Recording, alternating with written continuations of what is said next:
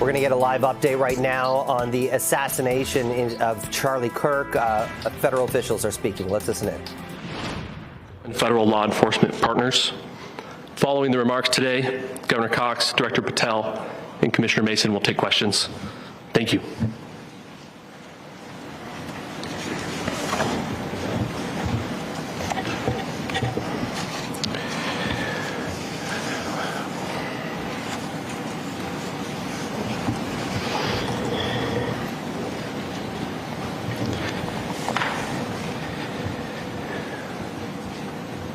Good morning, ladies and gentlemen. We got him.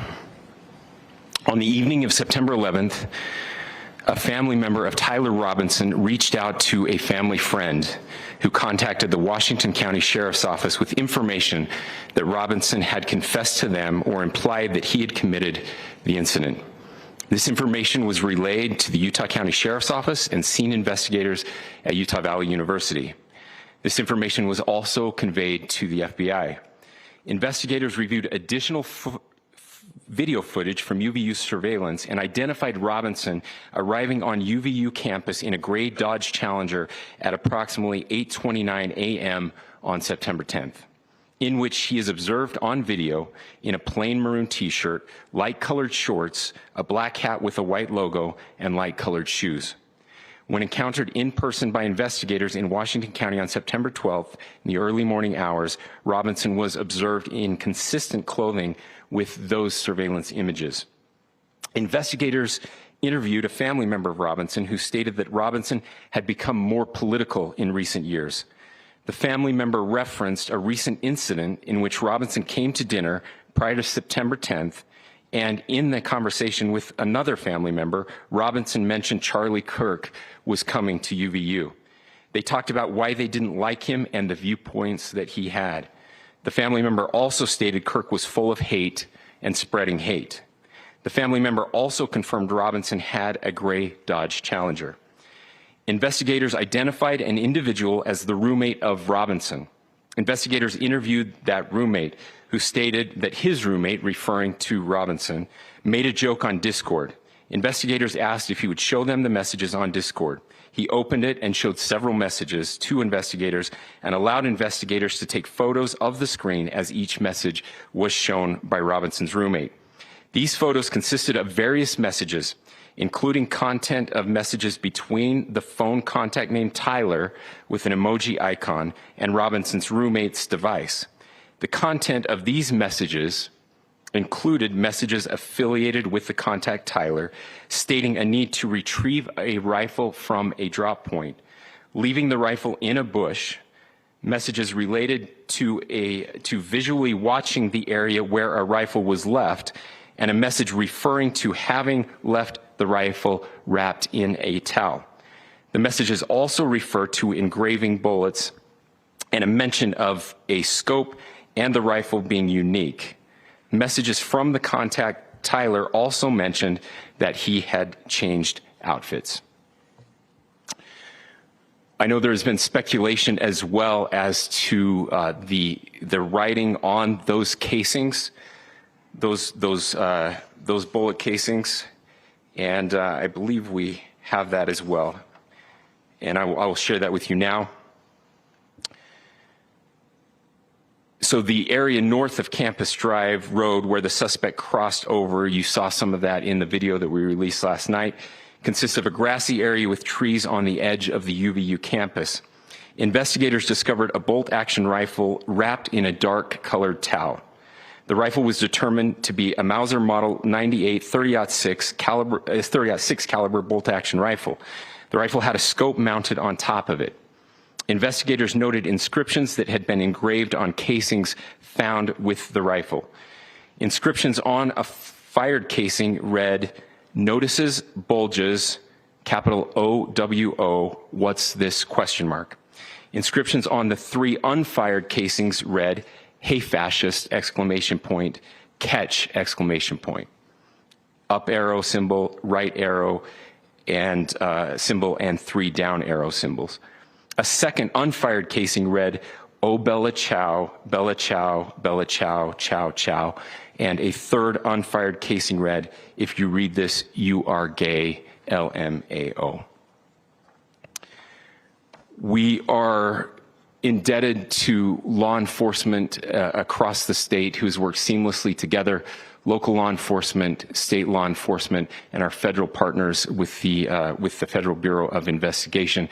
We're grateful for everyone who worked together in such a short amount of time to find this person and to bring justice. I want to thank the public who has been so engaged, reviewing videos, helping us with sending in tips, and helping us get to this point. I want to thank the family members of Tyler Robinson who did the right thing in this case and were able to bring him into to law enforcement as well. I especially want to thank the family of Charlie Kirk, Erica, Charlie's parents, his children. I want us to be thinking of them as we bring justice in this case. They will be involved in that justice. We will be working very closely with them as we move through this process as well. This is a very sad day for our country, a terrible day for the state of Utah. But I'm grateful that at this moment we have an opportunity to bring closure to this very dark chapter in our nation's history. With that, I will now turn the microphone over to the Director of the FBI, Kash Patel. Thank you, Governor. This is what happens when you let good cops be cops. The FBI and our partners are proud to stand here today together to bring justice to the family of Charlie Kirk and honor his memory. I want to express my deep gratitude to President Trump, the Vice President, and the entire White House who have been so incredibly supportive with both resources and just personally to the FBI as a team. They had our backs the entire way, and I just want to express my gratitude for giving us the resources we need to operate in this space to bring this sort of justice at this sort of speed. In 33 hours, we have made historic progress for Charlie. Governor Cox, our partnership has been absolutely incredible these last few days. Our partnership will endure. Your state and local partners, your sheriffs, your DPS community has been unbelievably impressive in the hardest of times. And a case like this cannot be solved, cannot be brought without partnering with your state and local authorities. The FBI has a certain role to play, and we will play that role, and we will lead out for the federal government. But Governor Cox, we are so grateful for your state partnership that led out on this investigation. A little bit of the timeline. Charlie was shot at 12:23 p.m. on Wednesday. The first FBI agents arrived on scene in 16 minutes with chiefs of police at 12:39 and secured the scene. The FBI immediately launched fixed-wing assets. We utilized these assets to transport personnel, specialty technicians, hostage rescue teams. We also utilize these assets to go back and forth from the East Coast and here in Utah to transport forensic evidence and other evidence that will be analyzed and is being analyzed at our FBI laboratories in Quantico and other laboratories, including the ATF. At my direction, the FBI released the first set of FBI photos of the suspect at 10 a.m. local time on 9/11. Then, shortly thereafter, the FBI reward of $100,000 was released at 10:45 a.m. local. Myself and Deputy Director Bongino arrived on the scene at approximately 5:30 p.m. on 9/11. The governor led a press conference last night at approximately 8 p.m., where at my direction, the FBI released a never-before-seen video of the suspect. We also released new images to the public of the suspect. And just last night, the suspect was taken into custody at 10 p.m. local time. In less than 36 hours, 33 to be precise, thanks to the full weight of the federal government and leading out with the partners here in the state of Utah and Governor Cox, the suspect was apprehended in a historic time period. And I want to highlight what Governor Cox said. This would not have been possible without you, the media, and you, the public. That's why we went so public, so fast, and we're so transparent, and we're committed to that transparency. The crime scene, just a little bit there. It is a large crime scene. State and local authorities, along with federal authorities, processed that crime scene quickly. And I even had the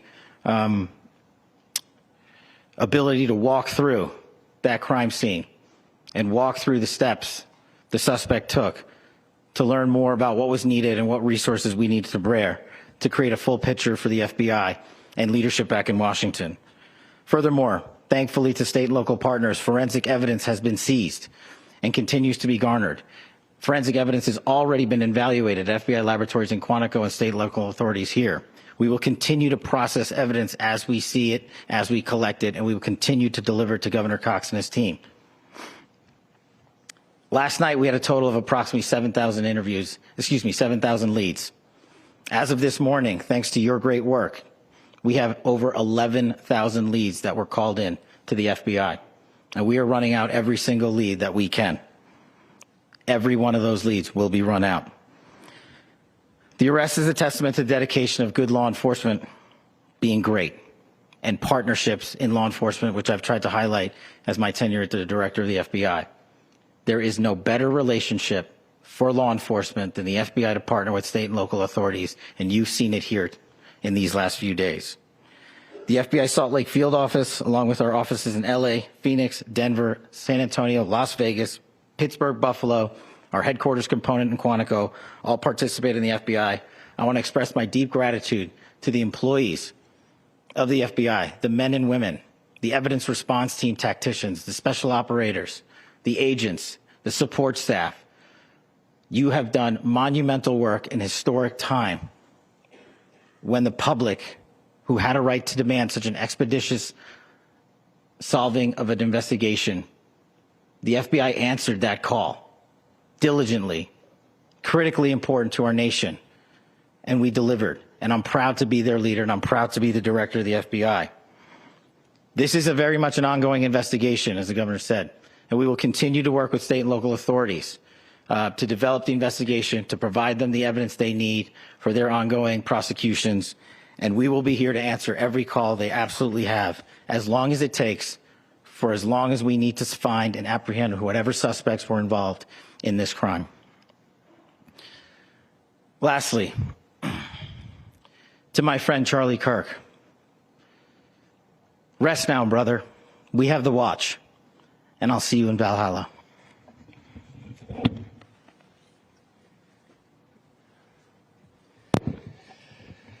Thank you, and good morning.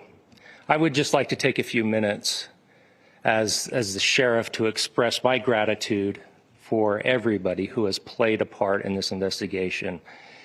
As you know, it's been a vast, a complicated, and a very, very fast-paced investigation. You're looking at people standing up here who are running on, if they got an hour's sleep in the last couple of days, they're probably lucky. It has been very taxing. It has been so impressive, speaking on behalf of the local law enforcement, to see the cooperation that we've seen in this type of case. Across the state, sheriffs, chiefs, our state partners have stepped up and have come to the call on anything that we needed. Our county chiefs have been phenomenal. Our Utah County Attorney, Jeff Gray, who's standing up here with us, has been phenomenal in leading us through this investigation. I would like to thank the federal government for their resources, their assets. Our local team here, our FBI team, has been extraordinary in helping us work through this and bring this person to justice. Most of all, I would like to thank the public, and specifically, I would like to thank the public who turned to prayers and who turned to positiveness for us. I would like to thank them on behalf of the law enforcement community, because we needed those prayers. That's what we needed to get through this. We needed your support, and you gave it to us. We needed your patience, and you gave it to us. And I would like to thank you for the Kirk family, because that's what they need, is your support and your prayers, and that will get us through all of this. So thank you, everybody, for everybody that have stepped up. We've had such a phenomenal response to this. Thank you.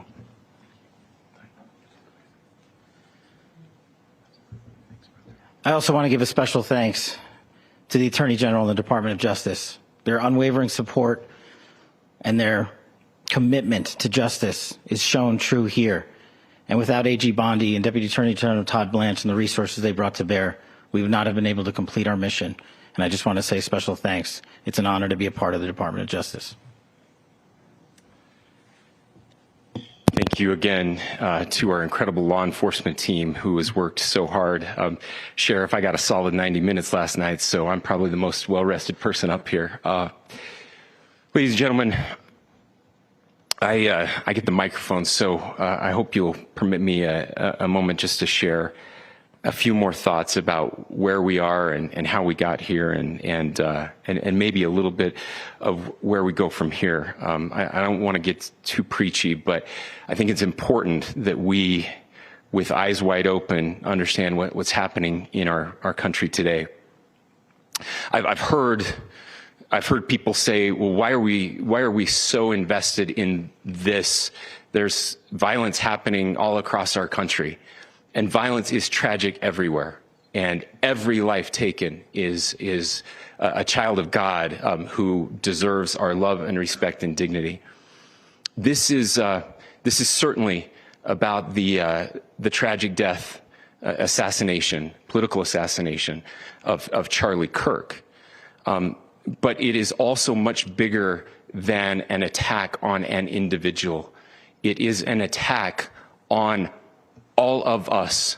It is an attack on the American experiment. It is an attack on our ideals. This cuts to the very foundation of who we are, of who we have been, and who we could be in better times. Political violence is different than any other type of violence for lots of different reasons. One, because in the very act that Charlie championed of expression, that freedom of expression that is enshrined in our founding documents, in having his life taken in that very act, makes it more difficult for people to feel like they can share their ideas, that they can speak freely.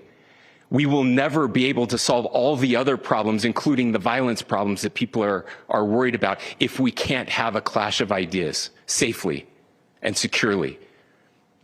Especially those ideas with which you disagree. That's why this matters so much. Over the last 48 hours, I have been as angry as I have ever been. As sad as I have ever been. And it was, as anger pushed me to the brink, it was actually Charlie's words that pulled me back. I'd like to share some of those. And specifically right now, if I could, I need to talk to the young people in our state, in my state, and all across the country. As President Trump reminded me, he said, you know who really loved Charlie? The youths. And he's right. Young people loved Charlie, and young people hated Charlie. And Charlie went into those places anyway. And these are the words that have helped me. Charlie said, when people stop talking, that's when you get violence. He said, the weak can never forgive. Forgiveness is the attribute of the strong. The only way out of the labyrinth of suffering is to forgive. Welcome without judgment, love without condition, forgive without limit. He said, always forgive your enemies. Nothing annoys them so much. A few months ago, I referenced this last night, Charlie posted to social media, when things are moving very fast and people are losing their minds, it's important to stay grounded. Turn off your phone, read scripture, spend time with friends, and remember, internet fury is not real life. It's going to be okay. He again said, when you stop having a human connection with someone you disagree with, it becomes a lot easier to commit violence. He said, what we as a culture have to get back to is being able to have a reasonable agreement, where violence is not an option. Now, again, to my young friends out there, you are inheriting a country where politics feels like rage. It feels like rage is the only option. But through those words, we have a reminder that we can choose a different path. Your generation has an opportunity to build a culture that is very different than what we are suffering through right now.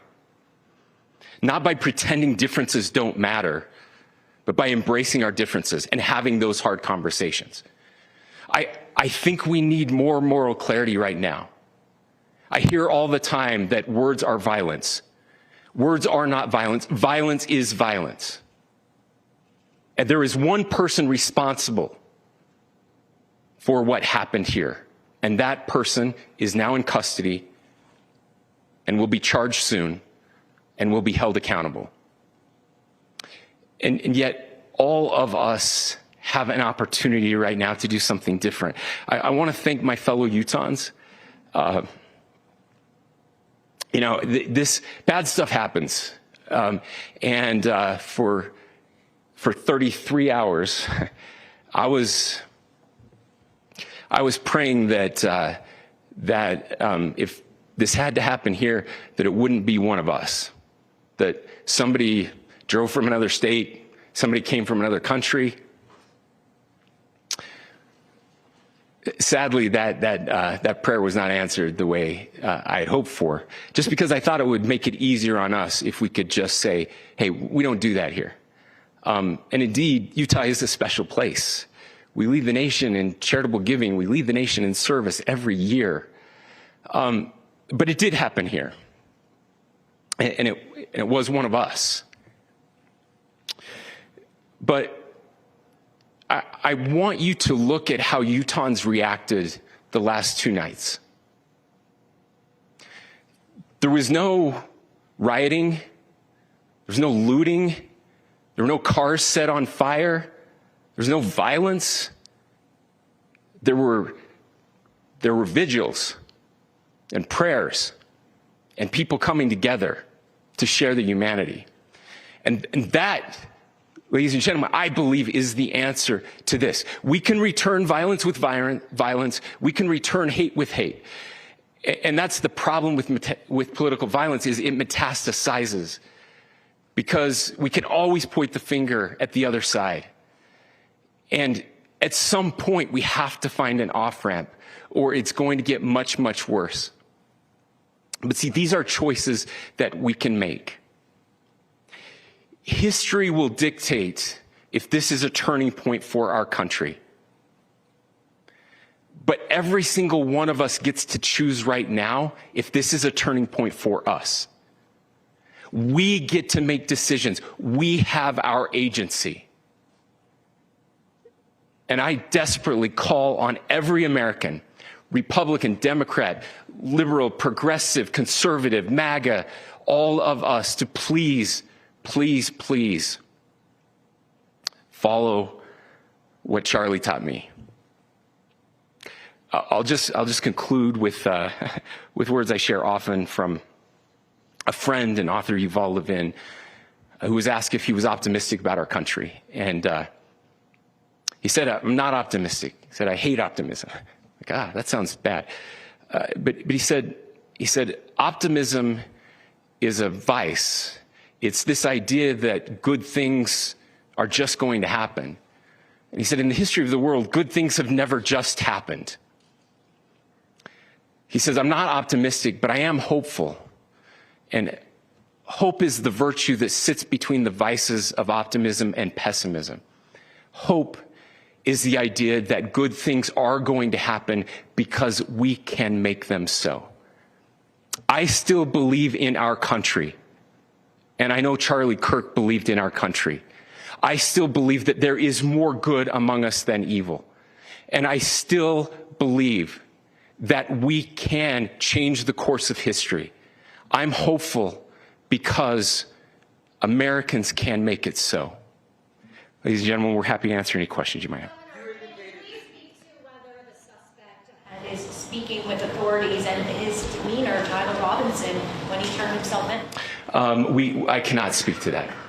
Governor, how do you interpret his motivation? Governor, how do you interpret the engravings on the case of weapons? Well, I will leave that up to you to interpret what those engravings mean. I think the clearest one that says "catch fascist," there's not, and by the way, that's like catch like a ball, catch this. I think that speaks for itself. Governor, you talked about this level of hatred that this person expressed at dinner. Beyond that, is there anything in your view that you've discovered that may have radicalized or changed him to prompt him to commit such a horrific act? There's nothing more that we can share at this time. Governor, you indicated that he had been communicating with a friend on Discord about the gun. Do you anticipate any more arrests? We do not at this time have any information that would lead to any additional arrests. Do you believe he acted alone? Yes, but the investigation is ongoing. Can you talk more about the family, what they had to say about the suspect? How he came into custody of police and where he is right now? Yes, so right now, Mr. Robinson has been booked into the Utah County Jail. You heard the president this morning report that he was taken into custody, that his family and a friend helped to deliver him into custody of law enforcement in Washington County. For those of you that don't know where Washington County is, it is the southwesternmost part of the state of Utah. It's about a 3.5 to 4 hour drive from here, where we are right now, and that's where he lived and where they turned him. Please go here. More about what the family is saying about Tyler Robinson. I can't share any more than what I've already shared. Yeah. Governor, do you have details on how he got back to Washington County and how the gun was obtained? How we obtained the gun was found here. Then was able to get back to Washington. So I don't have much more details on that. We do know that he drove. We had his car here on campus, and then we had his car going south back to the St. George. It's actually the city of Washington in Washington County. Is he talking with authorities? Did he discuss a motive? I'm sorry? Did the suspect plan to carry out any other attacks? We don't have any information that would lead us to believe that. The mugshot? Yes, in fact, it was just released. Is he Yes. talking with authorities, and did he discuss a motive? I can't answer that right now. Can you clarify? You've spoken very eloquently about trying to reunite this country. Do you feel that this is a watershed in American history? I absolutely believe that this is a watershed in American history, yes. The question is what kind of watershed? And that chapter remains to be written. Is this the end of a dark chapter in our history or the beginning of a darker chapter in our history? Look, I mean, if you look at true political assassinations in this country of someone of this stature, this feels a lot like the late 60s. And having one so gruesomely displayed on camera in all of our hands and in all of our pockets, we are not wired as human beings biologically, historically. We have not evolved in a way that we are capable of processing those types of violent imagery. And by the way, we've seen another one with a gruesome stabbing very recently that went viral. This is not good for us. It is not good to consume. Social media is a cancer on our society right now. And I would encourage people to log off, turn off, touch grass, hug a family member, go out and do good in your community. That is happening, and it's happening organically right now. I had a friend in a small city in Utah who said, we're getting together, the Republicans and Democrats in my little town are getting together to have a discussion last night, just to find a way to find their better angels. So yes, this could be, I mean, again, you have to go back to JFK to have seen a video live of something like this happening. I wasn't born until 1975, but I know that things were really dark in the late 60s. Sorry to some of you. I know some of you were there. This is our moment. Do we escalate, or do we find an off-ramp? And again, it's a choice. It's a choice, and every one of us gets to make that choice. Two more questions right here. Could we clarify that the release of those enhanced images at 8 p.m., the timeline that Director Patel gave us, led to the arrest at 10 p.m.? Is there a direct connection between those two events? I cannot comment if there is a direct connection or not, but all I can say is that that through some process, the family came to know that this had happened. You mentioned earlier, was he changing outfits? Correct. Just clarify that? Yes. So when he's first spotted on campus, he has different clothing on, and then he changes clothing on the roof, and then changed back into that clothing at some point, so that when he was apprehended, when he was arrested, the clothing matched the clothing he had on before the shooting here at UVU. Last question here. Yes. Tell us a little bit more about where, and was he a student here at this university, and is there any history of mental illness? Yeah, I don't have any information on the mental illness part. He was not a student here at UVU. He was living and had lived for a long time with his family in Washington County, in the southernmost part of our state. Thank you, everyone, for your great work in getting this information out. I would just say, process-wise, this may be important. I know many of you aren't familiar with the process in Utah. I think it's important that you understand that. Basically, we have 3 days for charging documents to be filed. A CI will be filed. We'll have more information then, more detailed information, as those charging documents are filed in preparation for a preliminary hearing. So 3 days. So we would anticipate then that early next week those charging documents will be filed. We will obviously be working. The county attorney will be working very closely with Mr. Kirk's family as those documents and decisions are prepared and made. Thanks, everyone.